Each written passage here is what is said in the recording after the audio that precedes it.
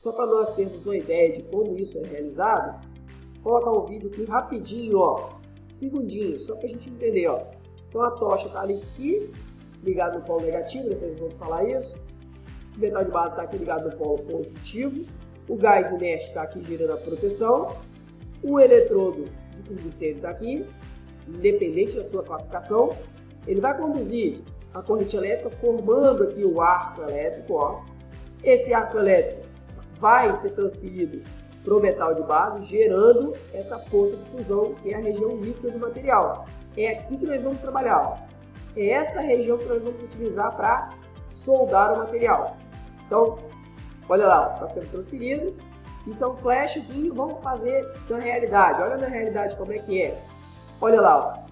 Eu tenho aqui o bocal, eu tenho aqui o eletrodo de tungstênio, eu tenho aqui a poça de fusão, a região líquida do material, tá vendo?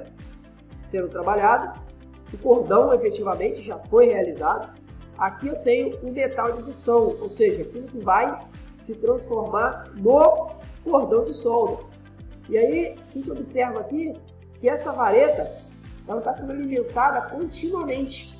É uma técnica, tá? Então a poça de fusão ela é deslocada aqui conforme o movimento da tocha, porque esse movimento da tocha vai conduzir também a ponta do eletrodo.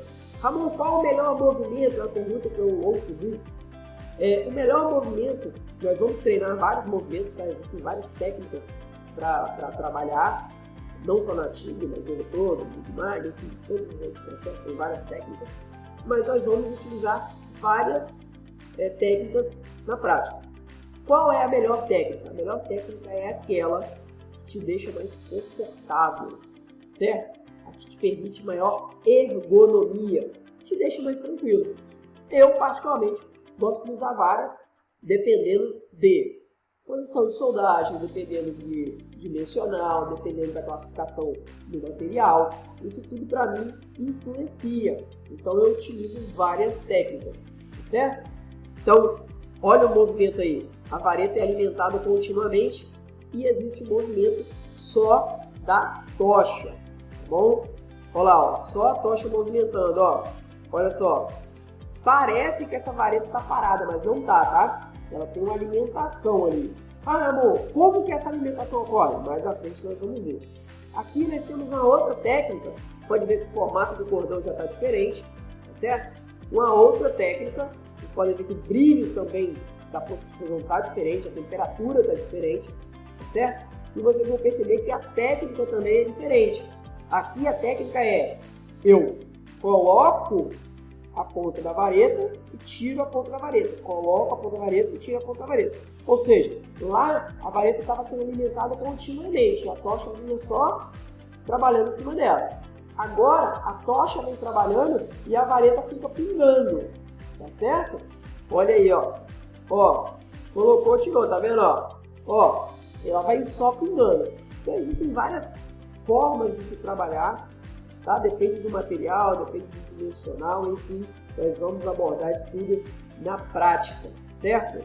Vamos voltar aqui para a nossa aula. Bom, então pessoal, tem vários conceitos atrás disso. Eu trouxe aqui de uma forma bem ampla, tá certo? Para nós trabalharmos aqui. Outra observação que eu chamo aqui, e eu faço muitos testes, né, na parte prática, inclusive algumas coisas para provar o que a gente aborda na teoria é verdade. Porque muitas pessoas já trabalham na área e falam, isso é mentira, isso não resolve, isso não resolve. Ou às vezes a pessoa tem um determinado problema e acha que é um problema muito grave e você fala bem assim, olha, para resolver isso é só a angulação, ou é só fazer isso, fazer aquilo. E o cara, não, é impossível. Eu vou chamar só a atenção aqui. Entre a vareta de adição e a tocha, é muito importante manter essa angulação de ângulo reto aqui, ó, de 90 graus. Isso é muito importante. Ramon, nem sempre dá. Eu sei. Nem sempre isso é possível. Por quê? Porque às vezes o dimensional não permite. Às vezes está soldando um local muito apertado, que a vareta não entra, que a tocha entra meio torta, meio de lado. Enfim, eu entendo e sei disso tudo porque eu também passo por isso. Porém, o ideal é que exista uma defasagem entre o bocal, ou o eletrodo de tungstênio, a tocha, como vocês queiram, e a vareta num ângulo de 90 graus. esse é o caso mais interessante que eu tenho aqui nessa figura. Por quê? Porque isso tudo vai me dar a relação de qualidade do cordão só, certo? Resistência do cordão, certo? Mas não se preocupe, mais à frente nós vamos abordar isso com muito detalhe. Então, como é que é feito? É feito assim, da seguinte maneira, né? Eu tenho aqui o bocal, tenho aqui o fixador, pinça, e tenho aqui o eletrodo de tubo C. Então, olha lá, certo? Como eu estou falando.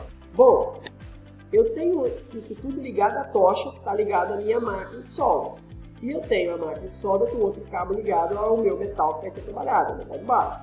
Ramon, eu estou vendo aqui que você colocou o negativo aqui no eletrodo, na tocha, e o positivo aqui no metal de base. Por quê? Porque para a soldagem TIG, na corrente contínua, nós já vimos corrente contínua e corrente alternada, diferente que é.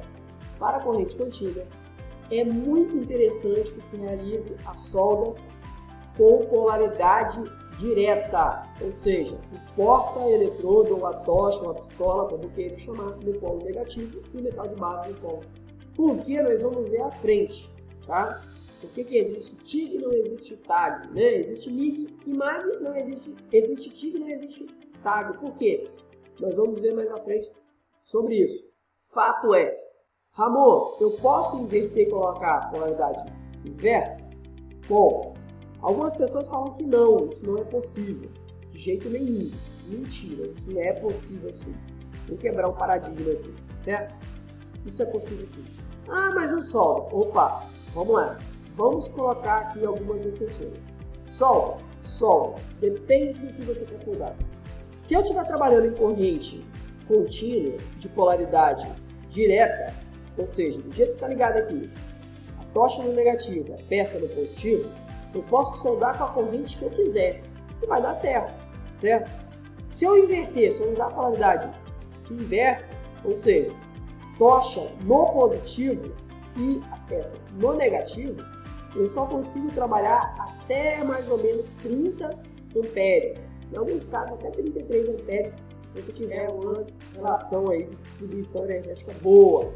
Bom, e isso me permite soldar peças muito pequenas, tá? E aí o que acontece?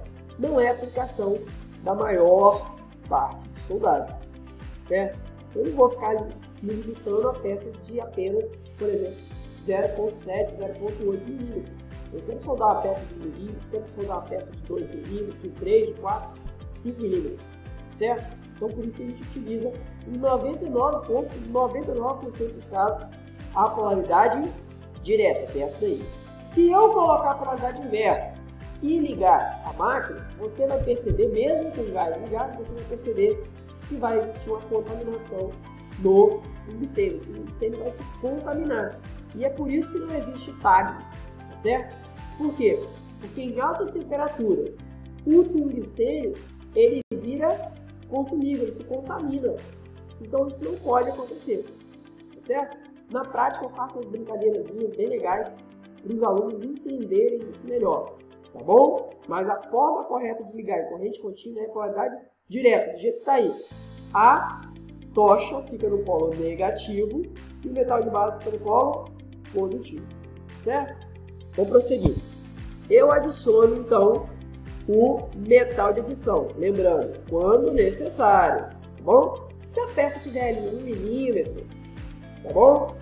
0,8, não precisa de adicionar o metal de adição, dependendo do que você está fazendo, tá bom? Se for um juntinho de ângulo, um juntinho de fina, certo? Um juntinho em L, não precisa de metal de adição, pode soldar só com o metal de base, você vai fundir ele nele mesmo, certo? A gente chama de soldagem autónoma. Mas, caso exista a necessidade de metal de adição, não vai entrar aí agora. Lembrando que o metal de adição ele tem que ser similar ao metal de base, ou seja, eu estou usando o que para soldar? Eu quero soldar as carbono. Então a minha vareta de metal de adição tem que ser de aço carbono. Ah, não, eu vou soldar inox, então a vareta de adição, de metal de adição, tem que ser de aço inox. Ah, eu vou soldar uma peça de cobre, então tem que ser vareta de cobre, tá? E assim sucessivamente. Ah, é alumínio, tem que ser vareta de alumínio. O metal de adição tem que seguir a base química, né, ou similar ao metal de base, certo? Em alguns casos a gente consegue fazer a brincadeira, mas é outro caso, é outra situação de trabalho. Bom, eu vou ter a energização, eu vou ter a ligação dessa máquina de solda, e aí, pelo eletrodo, ele vai transferir elétrons para o metal de base. Quando essa situação aqui existir, ou seja, eu liguei meu processo, ele está acontecendo, ó o arco voltaico aqui, ó, ou seja, aquela claridade toda está acontecendo, aquela iluminação, aquela radiação toda está acontecendo. Vai ser formado aqui, por causa dessa passagem de elétrons, vai aquecer aqui e vai ser formada a poça de fusão, que é aquela gotinha, aquela região líquida do material. Eu vou pegar o metal de fundição e vou mergulhar ali, ele vai encontrar essa poça de fusão quente, o suficiente ao ponto de também fundir-se. E aí ele vira então o cordão de solda. Mas essa poça de fusão, esse banho aqui que está sendo formado, ele não pode estar em contato com o ar atmosférico, esse ar ambiente. Por quê? Porque no ar ambiente nós temos basicamente a formação do ar atmosférico de oxigênio, hidrogênio, tá? E nitrogênio. Então, basicamente, o ar que a gente respira tem nitrogênio e oxigênio. E conforme o material seja fabricado, soldado, nós temos a presença do hidrogênio. Nenhum dos três componentes, nem o oxigênio, nem o nitrogênio presentes no ar, nem o hidrogênio, podem estar presentes no cordão de solda, porque se isso acontecer, nós vamos ter a presença de alguns vazios, que a gente chama de porosidade. Isso é descontinuidade. Isso diminui a resistência da minha solda. Eu não quero resistência. Então, para proteger isso, o cordão de solda tem que ser realizado, tem que ser produzido, fabricado, com a proteção gasosa. Olha a proteção gasosa aqui desenhada de azul. Essa proteção gasosa é realizada pelo gás inerte ou por uma mistura de gases inertes. Tá bom?